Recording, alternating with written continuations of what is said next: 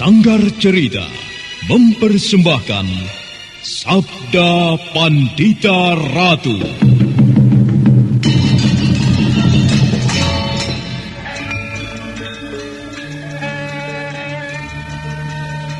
Ana tulis sing yuang widi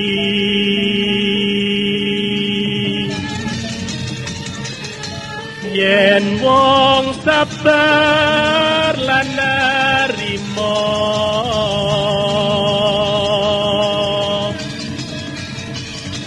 kinanjar dawa umure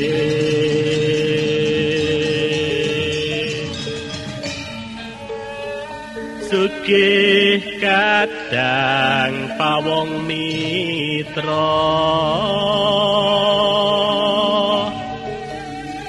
kinacek ing sasama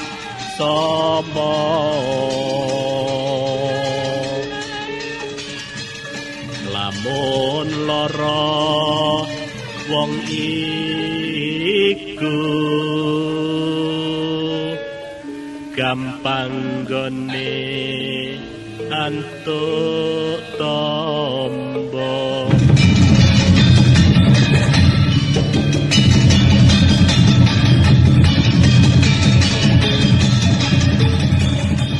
Sabda Pandita Ratu, sebuah kisah penuh dilema, tragedi cinta anak manusia, perebutan tahta, mabuk harta dan duniawi, serta silaunya kehormatan, di mana keangkara murkaan merajalela karena dendam yang membara. Kisah ini berlatar belakang berdirinya Singasari. Ken Arok, dialah pemuda yang merekuk pahit getirnya kehidupan. Namun sebenarnya, dialah yang harus melaksanakan sabda-sabdanya.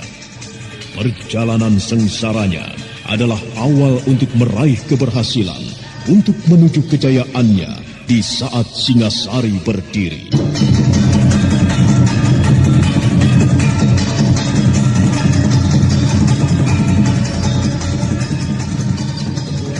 Kamu memperhatikan ujung pemilik kapal itu?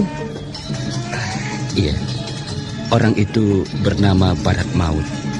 Mengapa? Dari mana Paman bisa mengetahui namanya? Di antara anak buahnya ada yang menyebut nama itu. Mengapa dengan orang itu, Badrawati? Wajahnya seram, Paman. Matanya hilang sebelah. Ada bekas luka yang melintang di keningnya. Mata yang hilang itu tentu akibat perkelahian. Kemudian tangan kanannya putus, Paman. Tangan itu kemudian diberi kait, bukan? Iya. Ada bekas darah yang mengering pada kaitan itu, Paman. Tidakkah Paman memperhatikan hal itu? Darah yang mengering itu artinya orang itu tentu sering menggunakan kaitannya untuk melukai orang, Paman. Dan bahkan mungkin untuk membunuhnya.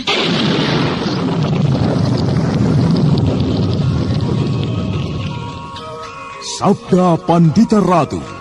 Naskah ditulis oleh Pondra Swastilangi, diolah oleh Agung Bahrodi, didukung oleh artis-artis terkemuka, Ferry Fadli, Eli Ermawati, M. Abud, Ivone Rose, dan lain-lain. Teknik dan montase, Ibing Arifin, dengan sutradara, Dian Pertiwi. Sabda Pandita Ratu. Kali ini dalam episode ke-23 dengan judul Hantu Nusa Kambangan.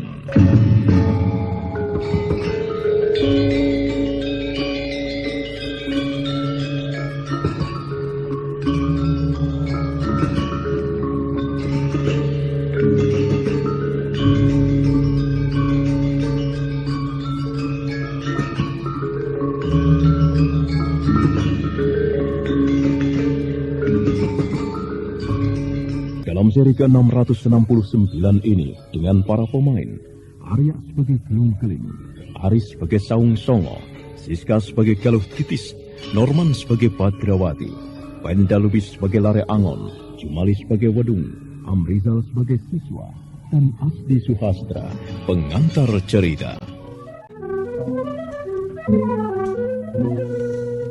Fajar, Gelung Keling, dan anak gadisnya terkejut mendengar laporan itu. Keduanya segera bergegas menuju ke halaman. Nampak di sana beberapa orang siswa sedang menggotong tubuh Wedung yang terluka. Ki Ajar merasa heran karena yang mengantarkan Wedung yang terluka itu hanya seorang bocah. Wedung yang tidak sadarkan diri itu digotong beramai-ramai. Selamat pagi, Paman. Selamat pagi. Selamat pagi, anak kecil. Kau siapa? Namaku Badrawati, Paman. Aku mengantarkan Paman Wedung yang terluka. Iya. Aku ucapkan terima kasih atas kebaikan hatimu. Tapi, di manakah kau menemukan muridku ini? Kami semalam berada di sekitar Candi Swambara Budura. Ketika melihat seorang lelaki berkuda, diburu-buru oleh 3 penunggang kuda yang lain. Ketika kami kemudian mengikutinya, yang kami temukan Paman Wedung yang tergeletak dengan anak panah menancap di punggungnya. Untung seorang pamanku, maksudku Paman Lare Angon, berhasil menolongnya. Paman Lare Angon memerintahkan kepadaku untuk mengantarkan Paman Wedung kemari. Aku harus mengucapkan banyak terima kasih, anak kecil. Terima kasih. Maaf, Paman. Meski aku anak kecil, tolong Paman jangan menggunakan panggilan seperti itu. Silakan panggil aku dengan namaku. Ya, aku mengucapkan banyak terima kasih kepadamu, Badrawati. Karena kau telah menolong salah seorang siswaku. Tetapi sebenarnya, masih ada seorang lagi siswaku yang harus ditolong.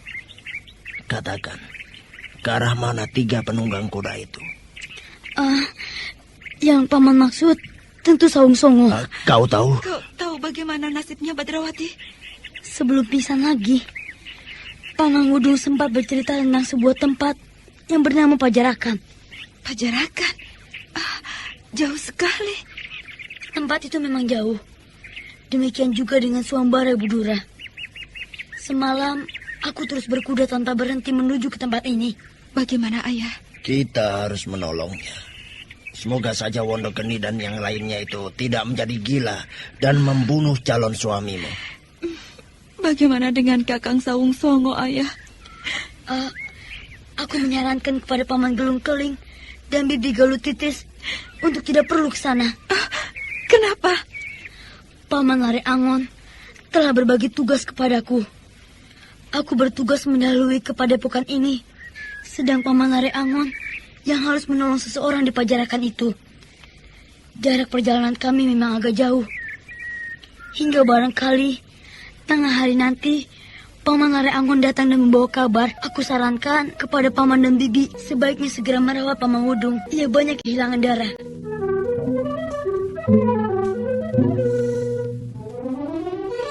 Dengan cekatan, para siswa merawat Wedung yang mulai siuman. Wajahnya sangat pucat karena luka yang menjamah punggungnya memang cukup dalam. Galuh Titis dan ayahnya berbicara di sudut pendopo. Mereka berbicara berbisik-bisik. Badrawati yang mampu mendengarkan percakapan itu melalui aji Sabta Pangrungu hanya tersenyum-senyum. Bagaimana, Ayah? Apakah kita penuhi saran bocah itu? Kita tidak perlu menyusul karena ada seseorang yang bernama Lare Angon yang telah berusaha menolongnya. Sebaiknya kita tetap terus berangkat menuju ke Pajarakan itu. Yang bernama Lare Angon itu belum tentu sanggup menolong Saung Songo. Iya, Ayah. Aku juga baru saja berpikir demikian. Akan tetapi, sebaiknya kita tanyai Wedung lebih dulu. Nampaknya dia sudah siuman.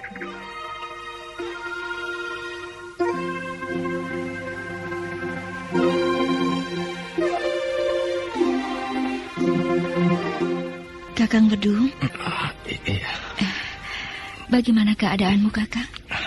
Aku agak lebih enak. Tapi punggungku terasa kejang dan perih sekali. Menilik lukamu, anak panah yang menembus punggungmu menancap cukup dalam, Wedung. Dan nampaknya kau telah mendapatkan perawatan yang agak aneh dan mengagumkan. Siapa yang melakukannya, Wedung? Bocah bernama Badrawati, Guru. Bocah itu Benar, Guru. Nampaknya ia bukan bocah sembarangan. Ia bocah luar biasa.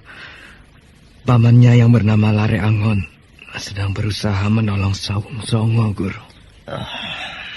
Katakan sekali lagi dengan kejernihan hati, Wedung. Benarkah bocah itu yang membantu merawat lukamu? Aku mengatakan yang sebenarnya, Guru. Hanya orang yang berilmu sangat tinggi yang mampu melakukan hal ini. Dia masih bocah. Ia memang mempunyai keanehan, Guru. Apa, Wedung? Bocah itu memiliki sebuah raja. Dia memiliki sebuah raja. Pamannya yang bernama Lare Angon itu juga memiliki sebuah raja di telapak tangannya, Guru. Raja. Benar, Guru. Bocah itu menunjukkan raja itu padamu. Iya, Guru. Di tangan kiri berwujud tatapan mata. Bukan. Raja itu berada di tangan kanan dan tidak berwujud tatapan mata. Mereka menyebutnya Kalacakra. Jagat Dewa Batara. Bagaimana, Ayah? Jika benar apa yang dikatakan Wedung, kita tidak perlu menyusul ke Pajarakan. Kita temui lagi bocah itu, Titis. Baik, Ayah.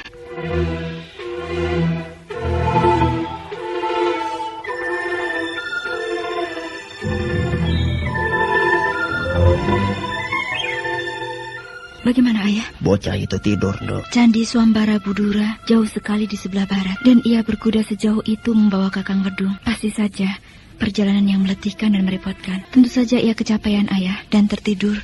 Mungkin karena mengantuk. Sebaiknya kita bangunkan bocah itu. Suruh dia tidur di sebuah bilik. Jangan, Ayah. Jika ia dibangunkan, barangkali malah tidak bisa tidur lagi. Mari kita mendekat. Aku ingin melihat apakah di telapak tangannya memang benar terdapat sebuah raja. Baik, Ayah.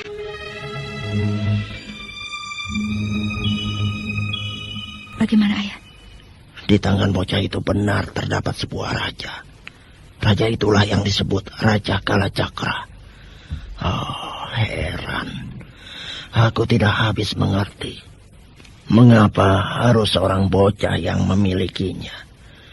Kita kedatangan tamu orang terhormat, Galuh Titis.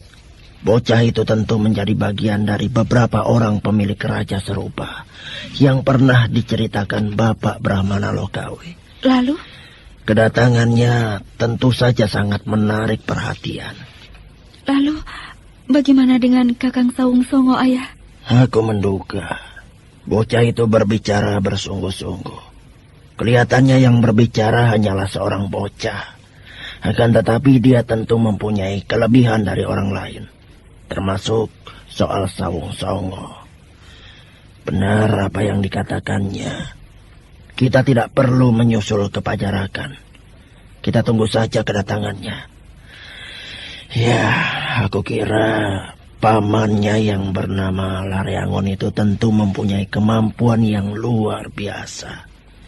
Wondogeni dan Pawoko serta Lembu Lamatan tentu tidak akan mempunyai arti apa-apa. Tetapi aku sangat gelisah, Ayah. Kita tunggu sampai tengah hari.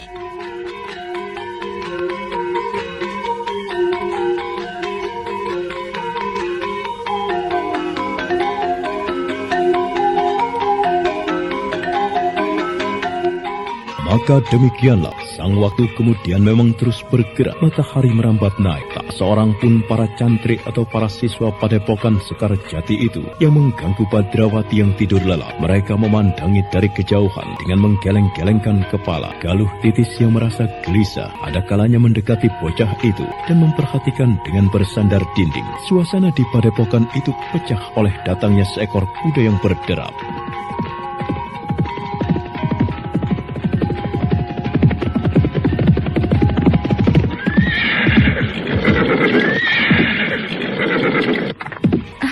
Ada apa? Kau melaporkan sesuatu? Ada 2 orang penunggang kuda, serta 2 ekor kuda tanpa penunggang. Yang seorang kelihatannya Sawung Songo. Kakang Sawung Songo berkuda? Ya, nampaknya dia tidak apa-apa. Cepat kau beritahu Ayah. Aku gunakan kudamu. Aku akan menjemput mereka.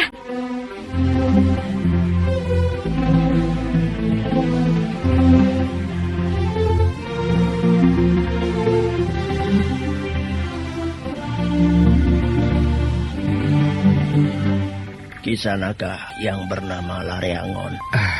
Benar, Paman. Aku Lare Angon. Lare berarti bocah. Angon menggembala. Iya, aku hanya bocah penggembala. Dan Paman tentu yang bernama Gelung Keling, bukan? Menilik rambut Paman yang digelung kekelingan. Benar. Aku Gelung Keling. Aku pimpinan perguruan Padepokan Sekarjati ini. Tentu Badrawati telah sampai di sini. Iya, dia kecapaian berkuda. Dia sekarang sedang tidur. Itu. Dasar bocah nakal. Kami tidak berani membangunkan. Kasihan. Bagaimana keadaanmu, Sawung Songo?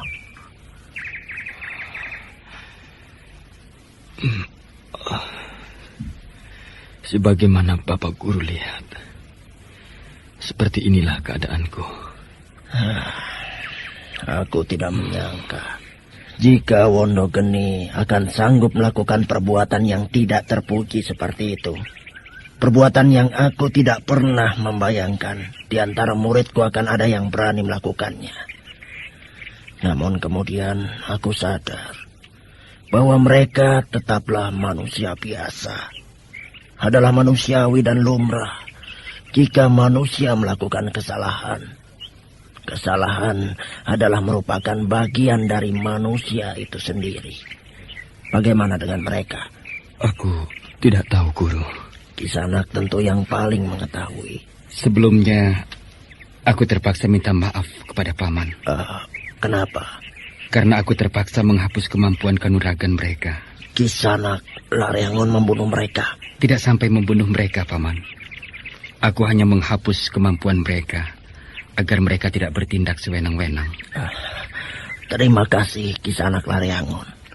Terima kasih, karena Kisanak telah melakukannya.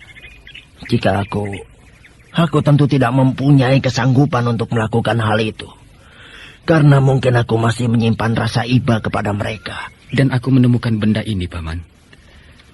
Aku serahkan kepada Paman. Terima kasih. Terima kasih, anak muda. Kitab ini adalah benda yang paling berharga yang dimiliki perguruan Sekarjati atau Kembang Jati. Merupakan sebuah aib dan bencana bagi kami jika kitab ini hilang. Namun Kisanak telah menemukan dan menyerahkan kembali kepada kami. Galuh Titis. Iya, Ayah. Beritahu para endang di belakang. Suruh mereka menyiapkan jamuan. Baik, Ayah.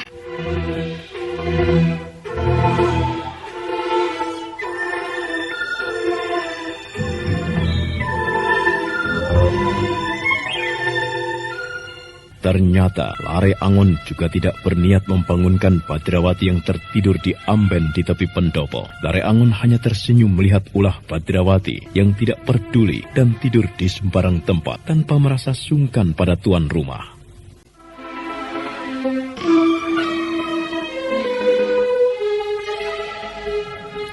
Bagaimana rasanya tubuhmu, Kakang Sawung Songo? Apakah bentuk wajahku berubah?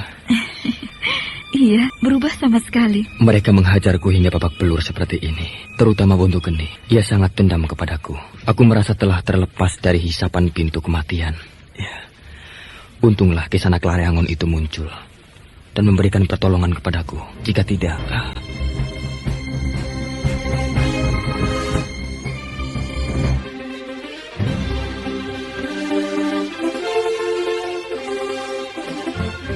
Galuh Titis mencoba menyentuh pipi Sawung Songo yang membengkak kebiru-biruan. Dada gadis itu mengombak serasa ingin ikut merasakan apa yang disandang kekasihnya itu. Galuh Titis kemudian menjatuhkan diri dan Sawung Songo memeluknya dengan lekat dan erat.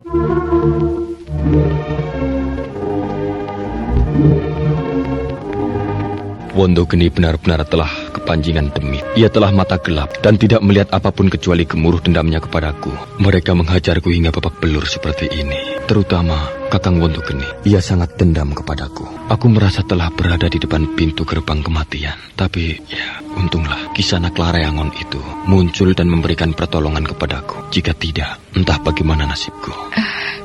Jika tidak, aku akan sangat kehilangan Kakang. Memang mengerikan setelah aku membayangkan kehilangan Kakang Sawung Songo. Ini menjadi sebuah pelajaran bagiku, Titis. Sebuah pelajaran yang sangat berharga. Apa yang Kakang maksudkan? Aku harus berlatih semakin keras agar aku tidak gampang dikalahkan orang lain. Iya, selama ini aku kurang berusaha melatih diri. Ketika aku dengan mudah dipecundangi oleh Wondogeni, terbukalah mataku bahwa aku tidak boleh bermalas-malasan. Aku harus bekerja keras. Itu bagus, Kakang. Menurutku, Kakang memang harus berlatih dengan lebih keras. Jika Kakang mempunyai kemampuan yang tinggi, Kakang bukan saja mampu melindungi diri sendiri, akan tetapi juga melindungiku, Kakang.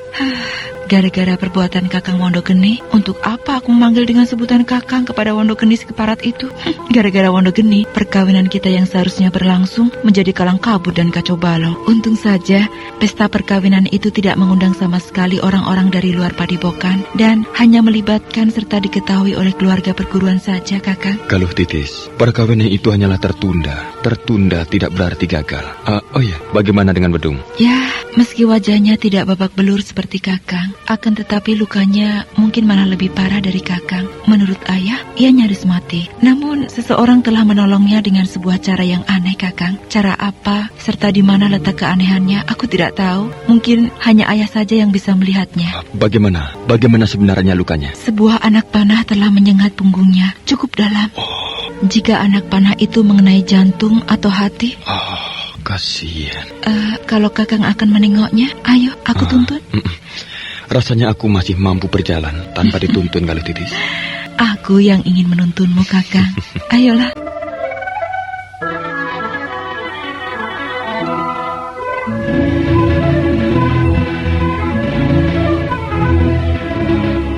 Galuh Titis kemudian segera menuntun calon suaminya menuju ke bilik di mana Wedung beristirahat. Sawung Songo benar-benar merasa terharu melihat pengorbanan sahabatnya itu yang nyaris mati dalam usaha menolong dirinya. Sawung Songo menyentuh tangan Wedung. Mata yang terpejam itu pun kemudian terbuka.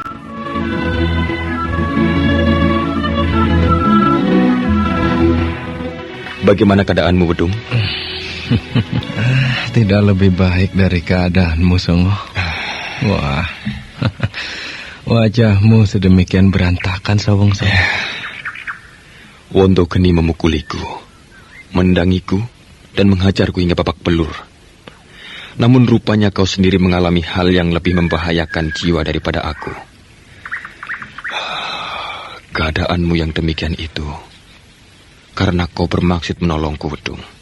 Untuk berkorban kepadaku. Kau nyaris mati. Tetapi ternyata tidak, bukan? Jika tidak ditolong oleh pemuda bernama Badrawati itu, barangkali aku sudah diadili oleh para dewa di langit. Dan karena semasa aku masih hidup banyak membuat dosa, menyebabkan aku kemudian dimasak di kawah Chandra di muka. Kau tidak bisa duduk? Aduh, sakit sekali. Rasanya sangat ngilu untuk bergerak sedikit saja. Anak panah itu begitu derasnya menghunjam ke punggungku. Aku tersentak dan jatuh berguling-guling, menyebabkan anak panah itu semakin dalam menyengat dadaku. Si keparat itu tertawa-tawa gembira. Apa yang kemudian mereka lakukan kepadamu? Mereka meloncat turun dari kuda. Untunglah... Untunglah bagaimana? Aku berpura-pura mati. Mula-mula nafasku kubuat tersengal-sengal. Lalu sebuah tarikan nafas yang terakhir disertai kepala yang terkulai, menyebabkan mereka mengira aku sudah mati. Pintar juga kau. Lalu bagaimana? Aku benar-benar dalam keadaan sekarat. Anak panah yang menyengat punggung itu membuatku benar-benar lumpuh dan tidak berkutik. Aku kemudian tidak sadarkan diri. Dan ketika aku siuman, aku melihat seorang bocah yang sedang menempelkan tangannya ke punggungku. Dari tangannya mengalir sesuatu yang sulit aku ceritakan. Kecuali hanya bisa aku rasakan. Oh iya, bagaimana dengan Wondogeni dan kawan-kawannya? Kisanak yang bernama Lare Angon yang menolongku telah melumpuhkannya. Oh, Ilmu kanuragan mereka telah dihapus sama sekali. Jika kau bertemu Wondogeni, Lembu Lamatan, dan Pawoko, mereka sekarang bukan orang yang berbahaya lagi. Hanya dengan sebuah sentuhan kecil saja, kau akan sanggup membuat tubuh mereka terjengkal. Dan bagaimana dengan kitab? Jangan cemaskan soal kitab, Kakang Wedung. Kitab itu telah kembali kepada ayah. Syukurlah jika demikian.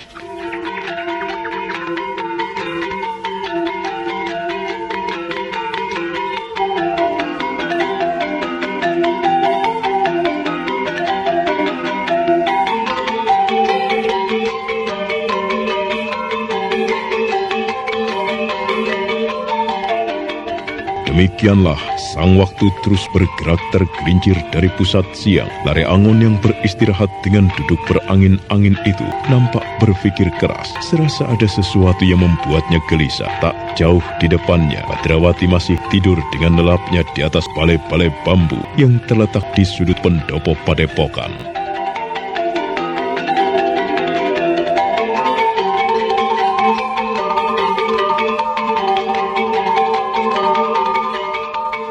Barangkali Kisanak juga ingin beristirahat. Terima kasih, Paman. Aku tidak merasa mengantuk. Semilir angin yang sejuk ini sangat menyenangkan. Ya, biarlah aku duduk-duduk di sini saja dahulu, sambil menunggu Badrawati. Barangkali ada lalat yang hinggap di tubuhnya. Kalau begitu baiklah. Silakan Kisanak Lare Angon bersantai saja. Meski sebenarnya ada sebuah hal yang penting yang akan aku bicarakan dengan Kisanak. Namun rasanya tidak pada tempatnya jika aku langsung menyampaikan. Silakan saja, Paman Gelung Keling. Dengan senang hati aku akan mendengarnya. Akan tetapi sebaiknya nanti saja, anak mas. Jika anak Ngger Badrawati itu sudah bangun, baru kita bicarakan bersama. Nah, anak mas, silakan beristirahat. Karena aku harus mengerjakan sesuatu. Silakan, Paman.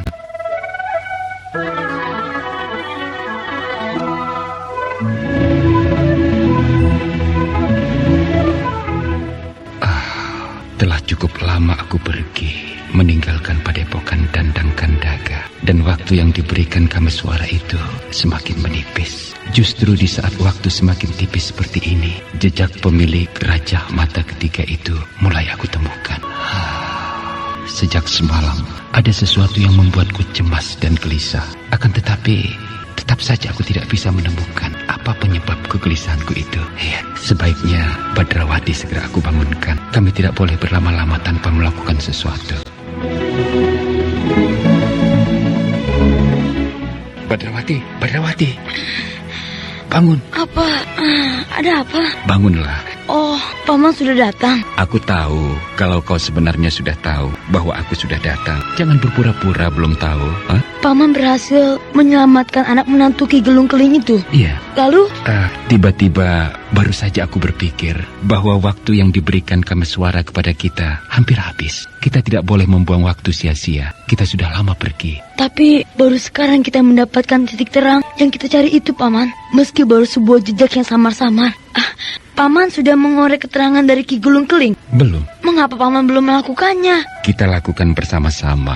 Nampaknya Ki Gelung Keling itu juga memang bermaksud membicarakan sesuatu. Ia menunggumu bangun, barulah hal itu akan dibicarakannya. Apakah mataku terlihat merah, Paman? Kenapa? Aku merasa masih ngantuk sekali. Kau ini. Sudah, kalau memang masih sangat mengantuk, tidur saja kembali. Biarlah, aku akan pergi meninggalkanmu di sini. Geli rasanya melihat Paman merajuk. Ayolah.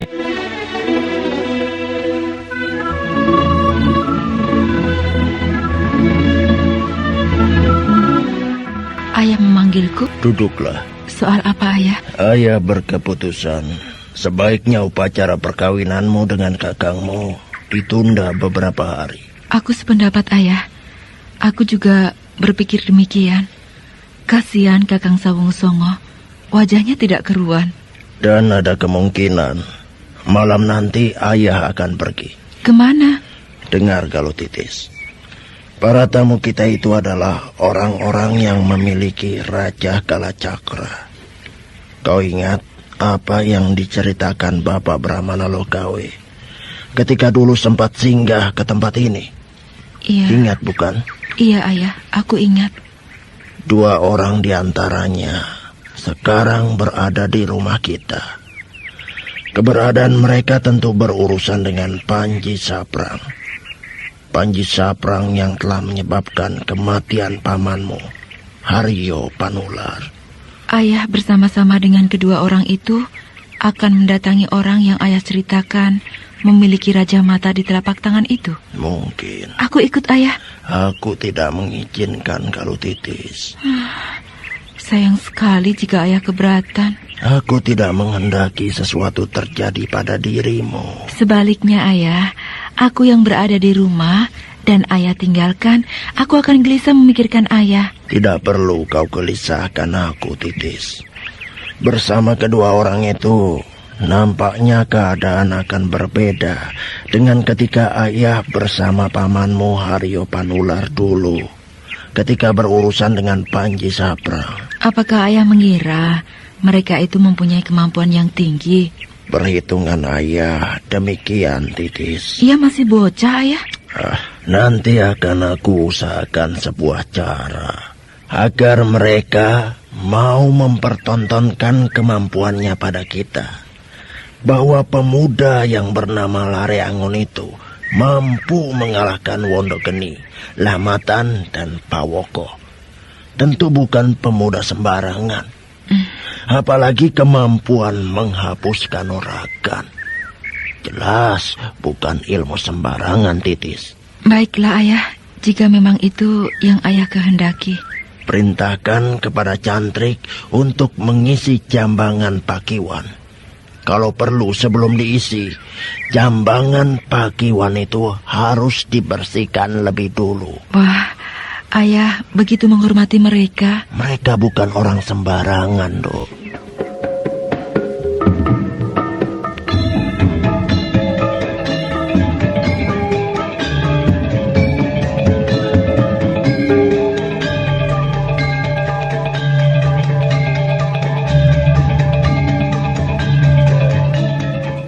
Maka demikianlah ketika matahari agak doyong ke arah barat, Badrawati dan Lare Angon diundang untuk berbicara di ruangan khusus yang terletak di bangunan induk. Ruangan khusus itu ternyata ruangan sanggar kanuragan. Badrawati menebarkan pandangannya menjelajahi segenap sudut ruangan khusus itu. Perhatiannya tiba-tiba tertuju kepada sejuntai cambuk yang dipajang di dinding. Karah yang mengkilat-kilat nampak menghiasi ujungnya.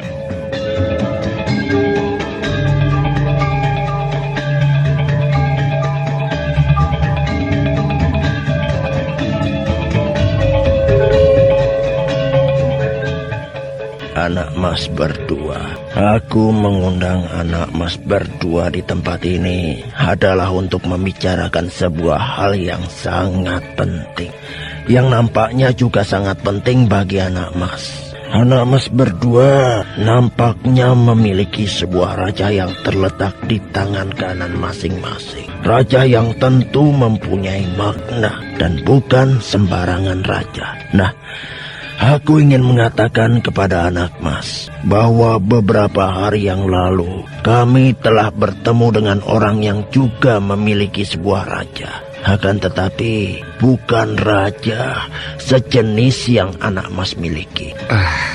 Sebenarnya lah, Paman, kami berdua telah mendengar hal itu dari Wedung yang terluka. Itulah sebabnya kami berdua datang ke tempat ini. Sebelumnya, selama berhari-hari dan berhitung bulan, kami telah menempuh perjalanan jauh untuk mencarinya. Tapi baru sekarang kami menemukan jejak, meski masih samar-samar. Di manakah orang ketiga itu berada, Paman? Orang ketiga? Golongan mereka yang memiliki raja berwujud tatapan mata itu ada 3, Paman. Golongan kami yang memiliki raja Kalacakra ada 5. 2 di antara mereka sudah kami ketahui. Yang ketiga lah yang belum. Di mana Raja Trinetra yang ketiga itu berada, Paman Gelung? Dia membuat sarang di 2 tempat. Yang pertama di sebuah pulau kecil, Nusa Kambangan. Badrawati dan Lare Angon terkejut. Lare Angon yang mempunyai pengalaman cukup luas merasa pernah mendengar sebuah pulau yang bernama Nusa Kambangan. Pulau yang konon menjadi sarang dari berbagai macam hantu. Nah, apa yang akan dilakukan Badrawati dan Lare Angon?